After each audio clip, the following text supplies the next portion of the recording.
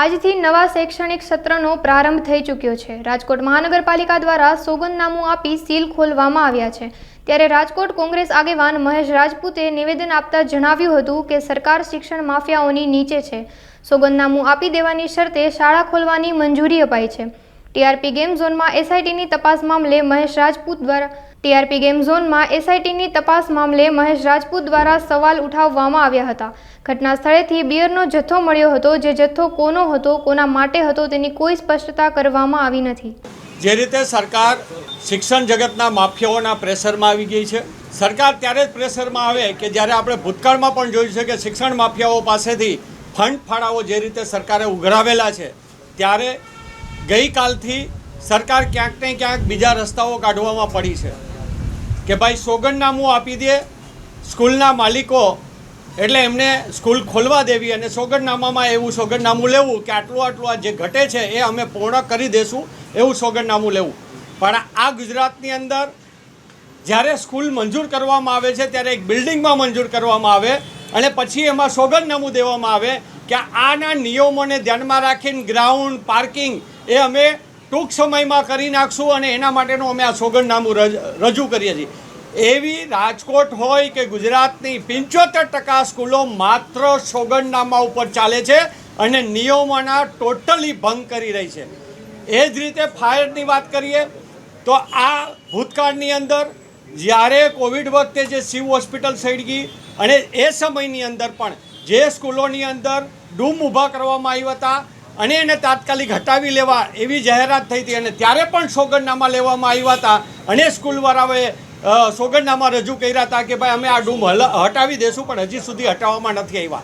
પણ આવડો મોટો બનાવ બની ગયો હોય અને ગુજરાતની અંદર બીજા પણ અગ્નિના બનાવો બન્યા છતાં આ સરકાર ફરીથી એક હથિયાર આપી રહી છે સોગંદનામાનું કે તમે સોગંદનામું આપી દો કે તમે ફાયર સેફટીના સાધનો, તમે નિયમ મુજબ જે બાંધકામો નથી કર્યા, ગેરકાયદેસર બાંધકામો કર્યા છે, પાર્કિંગ ખાઈ ગયા છો, જ્યાં તમારી પાસે ગ્રાઉન્ડ નથી, છતાં પણ તમે સોગંદનામું આપી દો એટલે તમારી સ્કૂલ શાળાઓ ચલાવવા માટેનું એક લાયસન્સ દઈ દેવાની જે સરકારની પદ્ધતિ છે તે વ્યાજબી પદ્ધતિ નથી। ફરીથી બાળકોને જોખમમાં મૂકવાની વાત છે।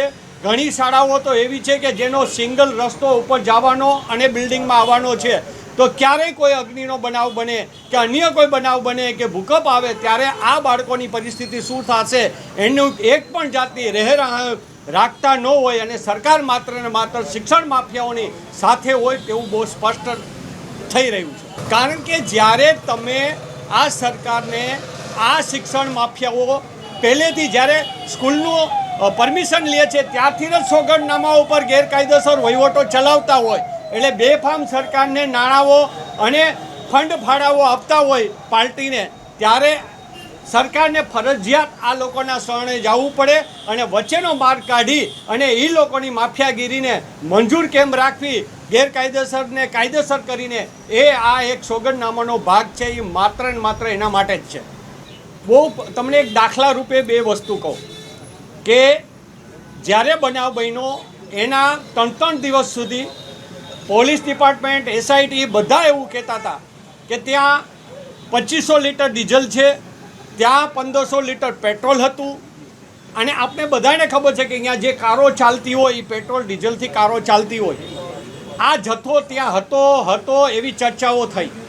પણ હવે જ્યારે અમે પ્રશ્નો કર્યા કે આ જથ્થો ક્યાંથી આવ્યો, કયા અધિકારીના હતો કે કોઈ પોલિટિકલ માણસના પેટ્રોલ પંપેથી આવતો હતો, આનું પુરવઠા લાયસન્સ હતું કે નહીં, ત્યારે એકાએક શનિવારના રોજ ડિપાર્ટમેન્ટ દ્વારા એમ કહેવામાં આવે કે 1500 લીટર ત્યાં કેમિકલ હતું। હવે એ કેમિકલની જે વાત છે એમાં પણ એવું છે કે એની અમુક ડિગ્રીઓ નક્કી કરેલી હોય, એ એટલી ડિગ્રીનું હોય તો એમાં પણ જલન જ કહેવાય।